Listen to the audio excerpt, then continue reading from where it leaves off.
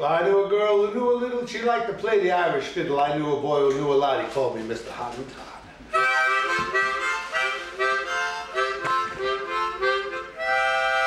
My name is Tom Regan. I've played many different characters through my life. I played Sigmund Freud, Morton Feldman. I played Royal Robinson, an African-American Southern called folk artist. And today I'm playing something for the star of the work, Miss Minerva. But before I'm going to start, I also played Patsy Cline in the Patsy Cline look-alike contest at Caldwell Hall of Fame. Now, my friends used to drink there all the time. They owned a double townhouse across from the precinct on 10th Street. And they turned to me and said one day, will you play Patsy Cline in the Patsy Cline look-alike contest? I said, well, for you two guys who lent me a lot of film equipment over my years, you know, 16mm film cameras with no questions asked. I said, okay. And I told everybody when I arrived, and it was a woman dressed as Mae West. She shuffled up to me, she says, come on up and see me sometime. And I said, all right, let's just get imaginary here. And I said, I walked in with a leather outfit on, you know, and like a white t-shirt. I was looking more like Marlon Brando than Patsy Cline, but I said, you have to suspend your disbelief, right? And I said, like that, I said, you can't imagine how you hurt me when you treat me like you do, knowing that my love is just a joke to you. All my friends say that I'm crazy to let you treat me like you do, but I can't explain, so what else can I say? But if you're on your mind, I'm on your mind when you're laughing. Somehow it breaks the fall. Woo-hoo. So when you need a laugh, honey, baby, darling, dear, when you better file, give me a call. That's only one character. Tonight, we'll move along to new characters. And history of New York and the Irish of New York, because Minerva also identifies with the Irish of New York. She calls me an Irish New Yorker, but I was born a Jewish moral house thrill on 195th Street in 1960. And all my grandparents, who happened to have, you know, Irish surnames, were born in Manhattan proper, from Hell's Kitchen to Fifth Avenue. My grandfather used to say, your grandmother thinks I'm from 9th Avenue, but I'm really from 11th and 55th. Don't tell her. Because she used to chastise him and said, Pete, we all know you're from 9th Avenue, but you don't have to show everyone. You know about that, right? Oh, yeah. But we have to begin with the Irish. We begin with the Irish, we have to begin with the famine, Black 47. All right, when people were thrown out of Ireland, 1 million died, 1 million sailed on coffin ships to Boston, which he likes to talk about Boston. And they all came to New York City. But we were the first immigrants, and they were treated like shit. Extremely less than shit. Irish need not apply, plastered all over the walls. They came with no shoes, off of ships where some of them fell on the floor and died when they got off the ship. But life went on. So New York was what we call a nativist state or city, and Tammany Hall was a nativist organization which ran all of the city's politics. But the arrival of 1 million Irish on the shores of America changed the demographic of the city and the world forever. We had an immigrant nation in New York City, and they ran Tammany Hall. But now let's talk about the famine just quickly, very quickly. Famine, you know, potato blight. Yeah. The potatoes come from South America. It's like a revenge on a colonization of South America on the Europeans. But who got fucked again? Excuse my language. The poor people, right? It's not the people in the kings or the queens. It's the people of the streets. So they suffered. But it was also in Scotland and France. The potato famine was immense. But always we have to remember, out of suffering, we have to find the commonality of human existence. Whether you're in Yemen now, or Syria, Ireland was the same.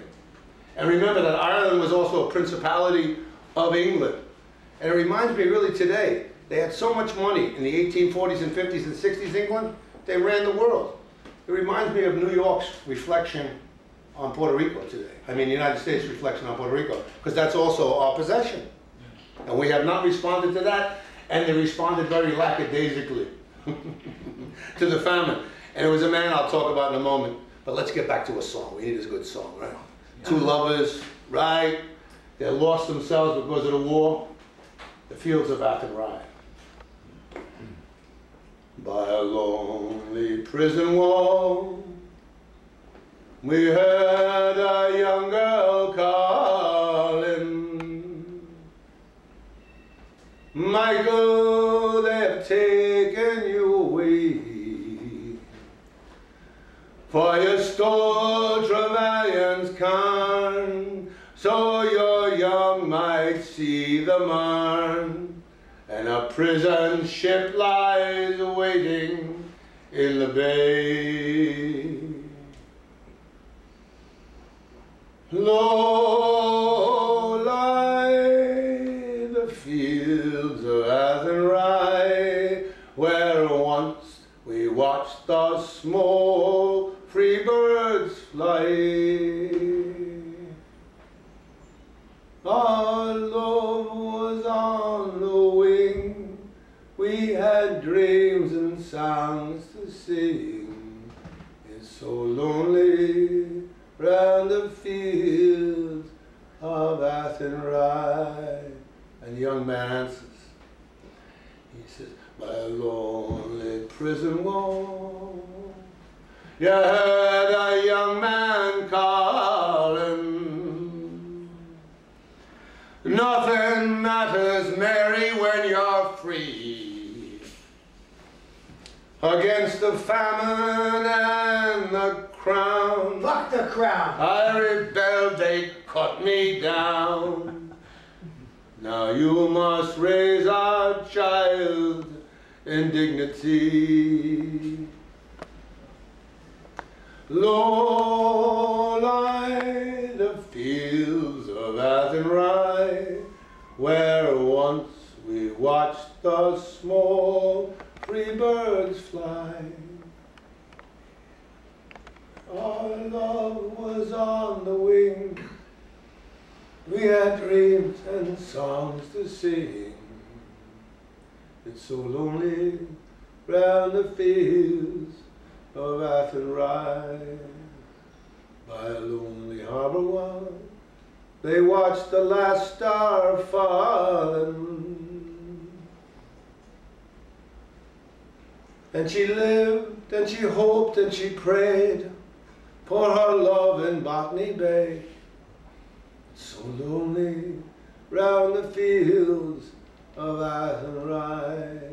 And it's a classic song, but it talks about Trevelyan, who was the agent for the British government, who was a civil servant, who was supposed to bring relief to Ireland by bringing Indian corn from America.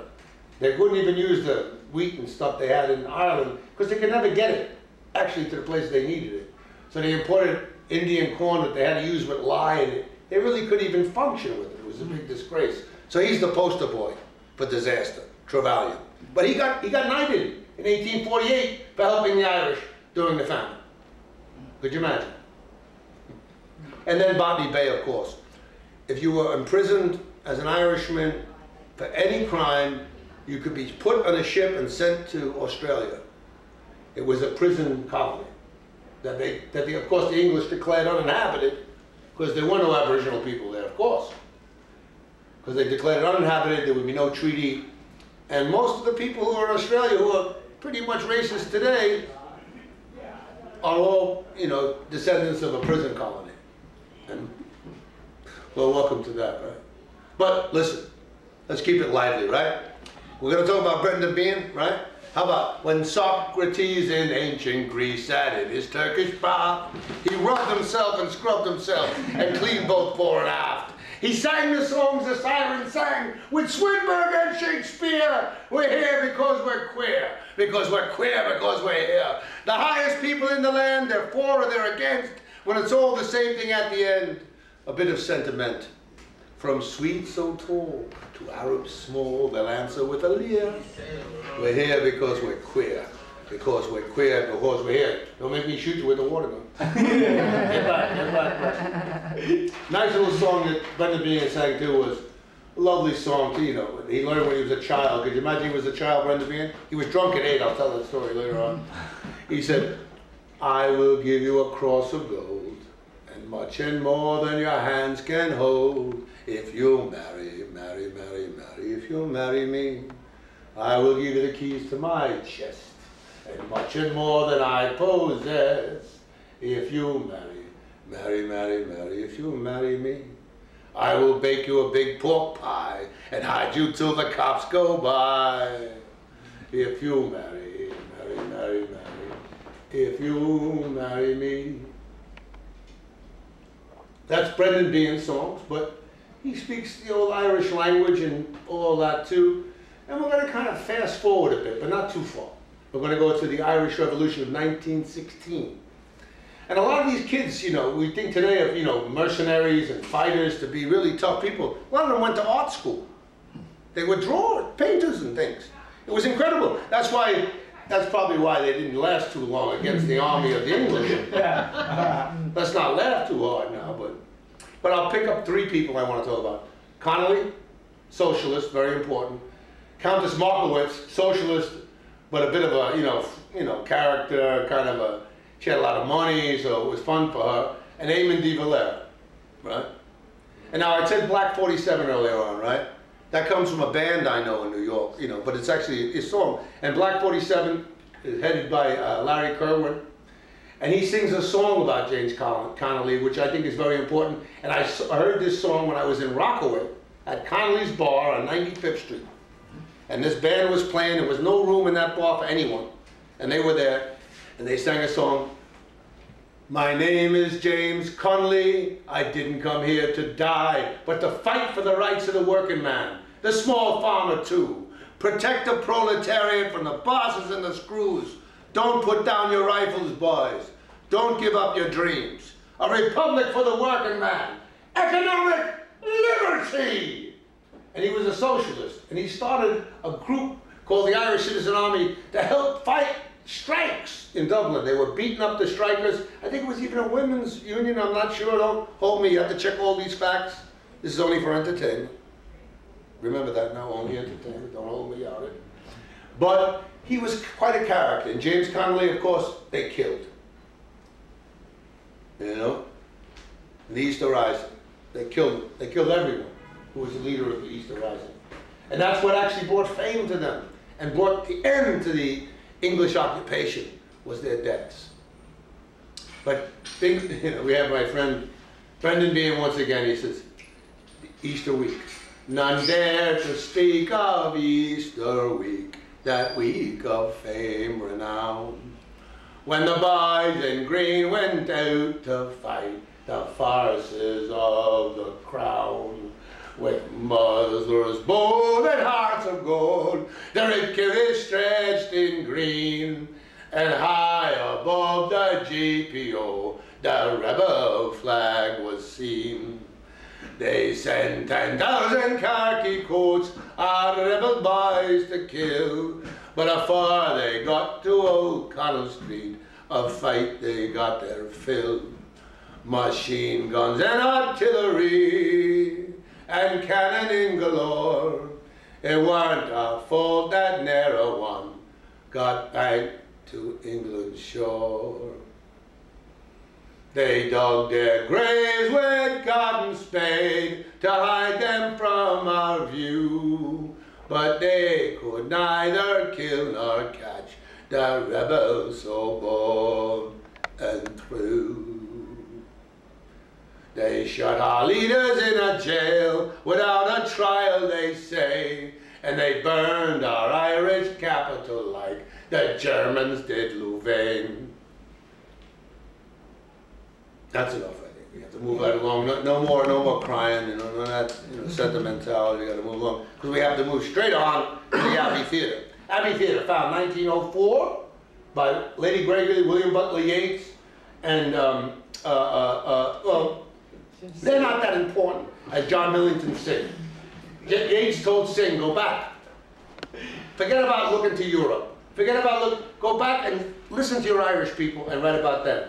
Great play, Playboy of the Western World. They riot and attack the Abbey Theatre because it talks about Catholicism, sex, everything that the Irish don't want to talk about. Boom. Big riot in the Abbey Theatre.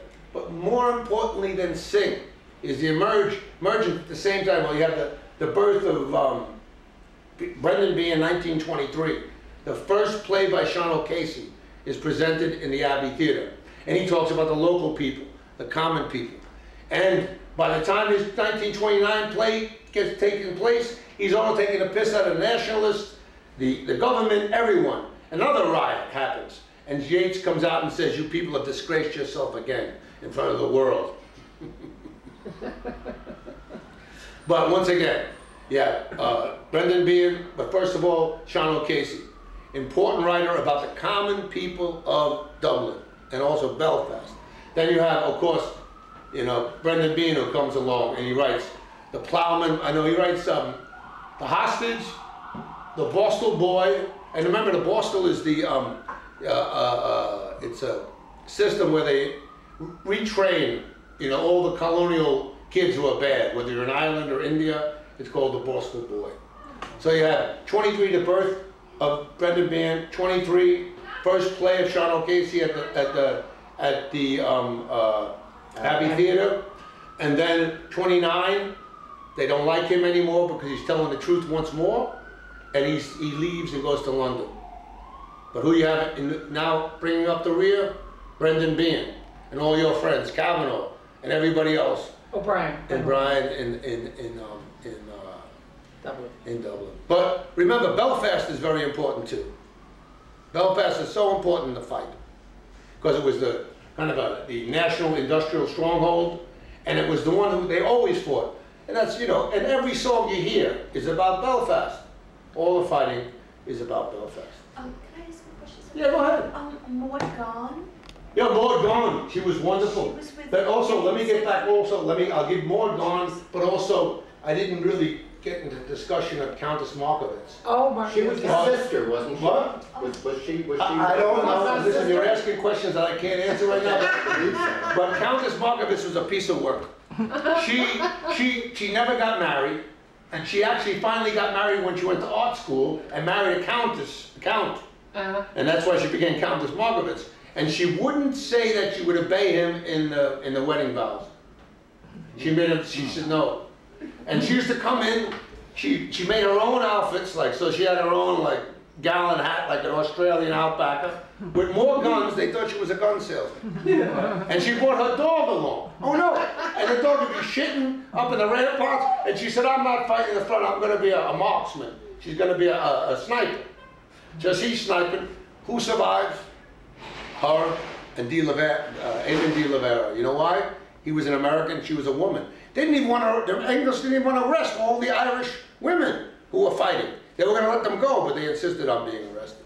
And Maud Gonne was another character too, but we can't bring her into this. We're a little bit on, you know, short time. You're doing great. Very entertaining. No, wait. Don't make me have to shoot you with the gun. All right, now where the hell are we? All right, so we're on. The old triangle. Then we got Brendan Behan. Now, have we sang all of his songs yet? I don't know. Old Triangle. And the old triangle, it goes jingle jangle all along the banks of the Royal Canal, and a hungry feeling came army stealing, and the mice they were squealing in my prison cell. And the old triangle, it goes jingle jangle all along the banks of the Royal Canal. And that screw comes warning in early morning, get out of bed and clean up your cell. And the old triangle, it goes jingle jangle all along the banks of the Royal Canal. And the screw comes peeping, he's a cop. He thought he lay sleeping, but he lay there weeping for his girl Sal. And the old triangle, it goes jingle jangle along the banks of the Royal Canal. In the female prison, there are 70 women, and it's with them I wished that I did dwell. In the old triangle, it goes jingle jangle all along the banks of the Royal Canal. And that brings us up to Brendan Behan. Born in 1923, first military operation against the British was in 1937, he said. It was on July the 28th in 1937 when a fire was lit without air or grace, and the flames went up to heaven. And the king and queen came sailing down the loch in the best of order. And we welcomed them to Belfast town with a bonfire on the border.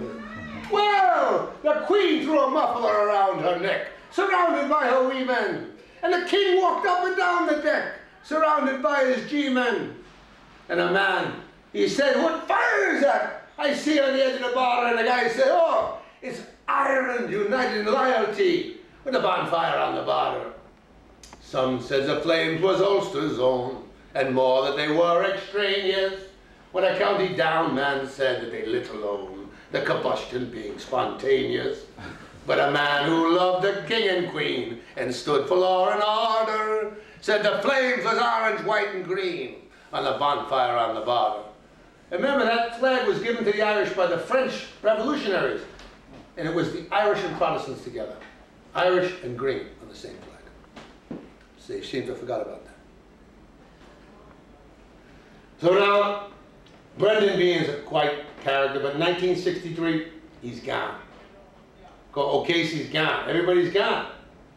But the fight is still on. The United States, in the Civil War, went back. Everyone from both sides went back to fight Ireland. No luck. Boom. Came back here. But the fight and the money exchanging in political hands have gone back and forth since, since the famine, because of the power of the people who came here and their kind of allegiance to Ireland. So the money went back and forth, back and forth, back and forth. And I marched in the St. Patrick's Day parade when I was in college with a guy called Mike Flannery, who was an Irish gun runner.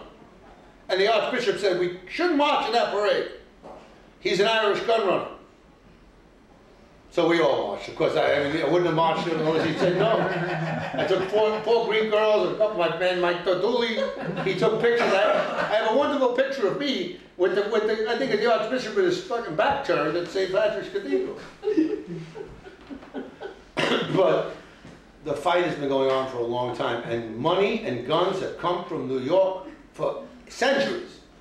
And when Mike Flannery was put on the stand, I forget his name, he's a famous lawyer, Jimmy, you might know him, who got him up, Barry Sheck.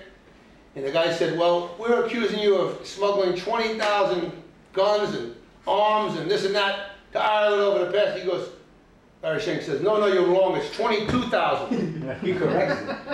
22,000. And he said, "We did it with the assistance of the United States government." They all walked. That's how long it's been going on.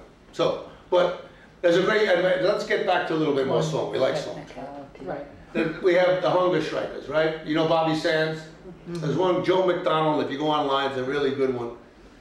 And he says, "They dare to call me a terrorist as they look down their guns, and to think of all the deeds that they have done. They've plundered many nations, they've divided many lands, they've terrorized their peoples, they ruled with an iron hand, and they brought this reign of terror to my land. And a hunger strike we did commence for the dignity of man." And I think He died in 43 days from that illness.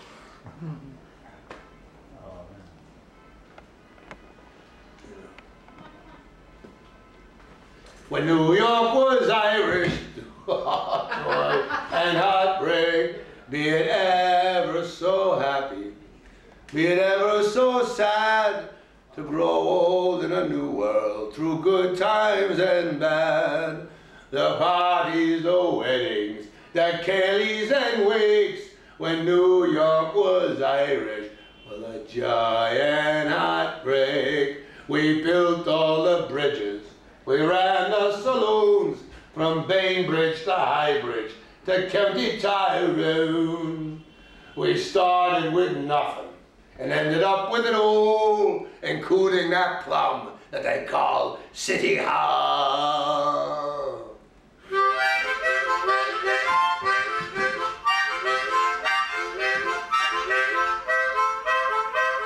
I know a girl who knew a little. She liked to play the Irish fiddle. I knew a boy who knew a lot. He called me Mr. Hottentot.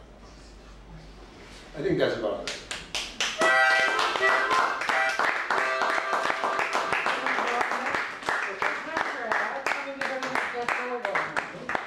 That was great. Next we have Jeff Miller. Thank you so much, Tom. That was your best performance.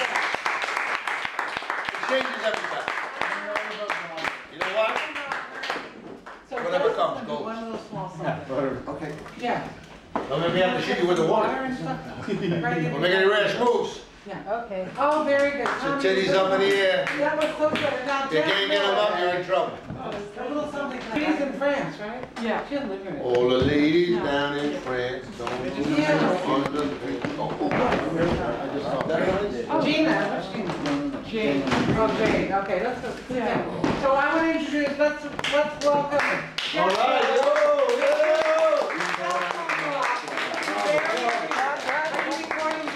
What? Let's record Jeff too. What's his name? Very brief, 3 minutes. He always does a preamble.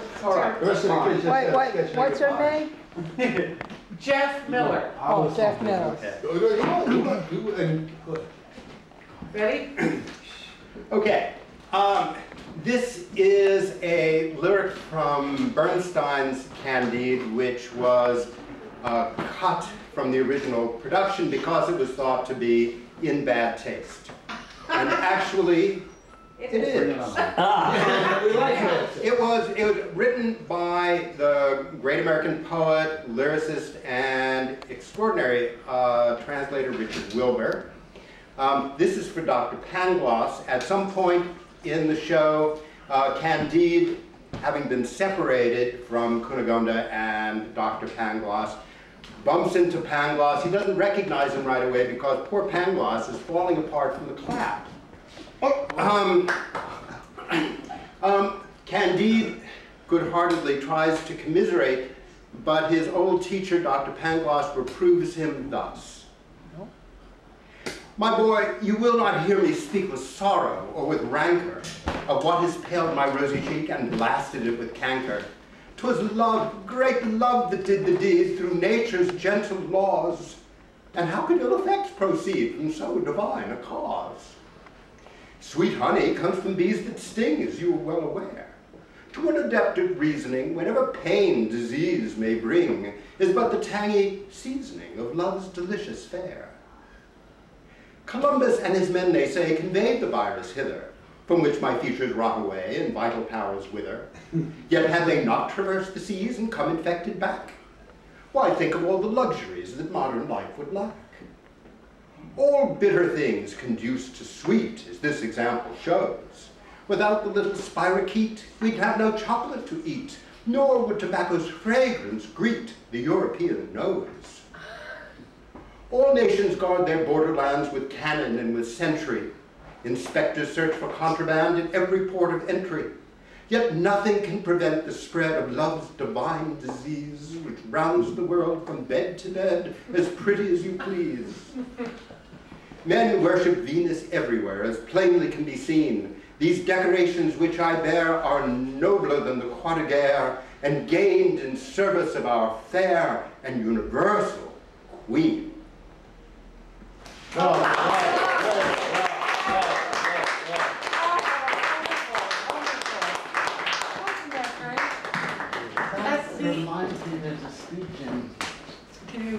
next week for us? No. Oh, come on, something. That the speech that I was brought to where we had to. Help yourself. The bathroom's right here. And help yourself to whatever's over there.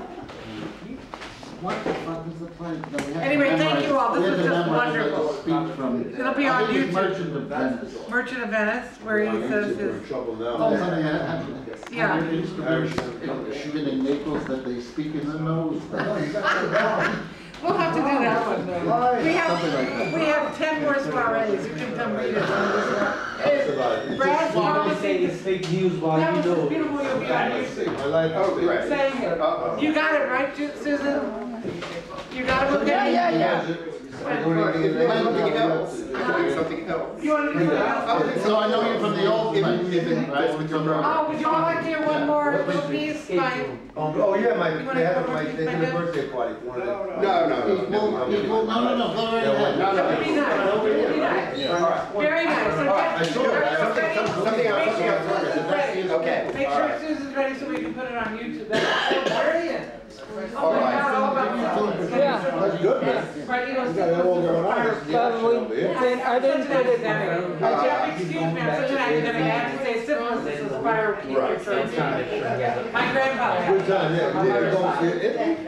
Are you going to school in Italy or you? I can do it. Ready, everyone? Let's go. Okay. Jeff. One more. Very short. Very short. This is from Navy, Army.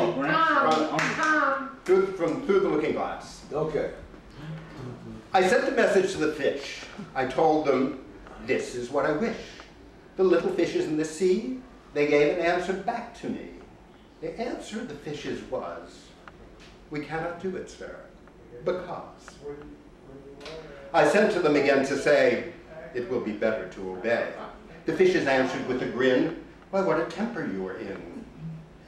I told them once, I told them twice, they would not listen to advice. I took a kettle, large and new, fit for the deed I had to do. My heart went hot, my heart went thump. I filled the kettle at the pump. Then someone came to me and said, the little fishes aren't dead. I said to him, I said it plain, then you must wake them up again. I said very loud and clear, I went and shouted in his ear. But he was very stiff and proud. He said, you needn't shout so loud. And he was very proud and stiff. He said, I'll go and wake them if. I took a corkscrew from the shelf. I went to wake them up myself. And when I found the door was locked, I pushed and pulled and kicked and knocked. And when I found the door was shut, I tried to turn the handle, but... Thank you very much.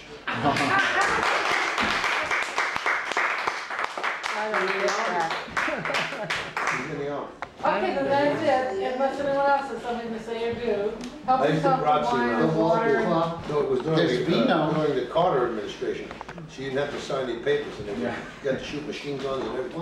Brad, and this is Oh, Brad. that's so Are you getting the cake? Yeah. Okay, Are we guys. gonna sing or something? And his last month, 24. Bon anniversaire à toi, bon anniversaire à toi, bon anniversaire de bon anniversaire à toi. And in anglais, happy birthday to you. Happy birthday to you. Happy birthday, dear Minerva. Happy birthday to you.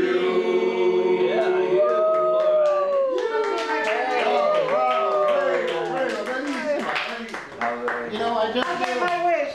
You got everything. I just realized, Oh, Minerva, I just realized something, that the only reason they throw in that word dear in happy birthday is that most people's names are 2 or less syllables. Dear. So we can call it Happy Birthday Minnie. Happy Birthday Minnie. Minerva. Can we You change can it? take out the dear and do Minerva. It's 3 Happy syllables. birthday. I always do happy birthday, Minerva. It should be dear Minerva. No, it should be just Minerva because you're 3 Just syllables. Minerva, right. Unlike So most. let's have a knife. And this is a Chinatown cake. Usually we have Sicily Salah. But But it's today. Today, you'll have to settle for Chinatown. oh well, settle for Chinatown. No. It's easier. Oh yeah. Susan? Thanks. Got it. Go ahead. What is this little green thing? Kiwi. Oh, you get a kiwi. You get a kiwi. Are there forks? A few. Now listen. Probably a few too few. There's Minerva, for me, it's cleaning because I'm allergic. I'm not I'll do a little bit. Wait till the notorious RBG gets him in the chambers. Let these. He's gonna crush his balls like nobody else. You know, everybody. RBG, notorious RBG is gonna get him in with kindness. He's gonna get him with kindness. RBG. You know, and then, Who's better than Ginsburg? Oh, that was RBG. The notorious RBG. He's gonna fucking brush his nose in the chambers. Oh, that crap. You eat cake? What? No. Abigail. I'm on borderline diabetes. oh, sure. Who's having this? A little bit. No, it's fine. It's not that Listen, let me tell you. Like, I don't eat. And actually, the Chinese cake is not as bad as the German cake. It's not as sweet. This is more fluff. I don't eat cake. Do you know what I'm gonna pour it on your plate. You know what Maria Antoinette said, right? Let them eat cake, let them eat cake. Let them eat gâteau. Let them eat caca. The first piece of cake I ever had was Bobby's They what? The first time I ever had cake was at Bobby's wedding to Diane. To them. But I'm Have you ever had cake at all? In your whole life? in my whole life. You never, why didn't you eat cake? Eggs. Huh? Eggs. Eggs, so they Now my got a cake that has no eggs in it for you? No, it just happened that I've had about 14 Manhattan. And the cake Hold was on. delicious. Hold on, there's at least two eggs in 14 and a half. They must be throwing eggs in It's a Who else? Okay. Yes, From 14 and a half, they even put me behind the eight ball. Typically, it's Still too much. much better now. At least on the couch. Now listen, you're welcome. That's perfect. I'm not eating It that. has a kiwi in it. This is my friend Robert. Really. But being and, you know, I'm gonna tell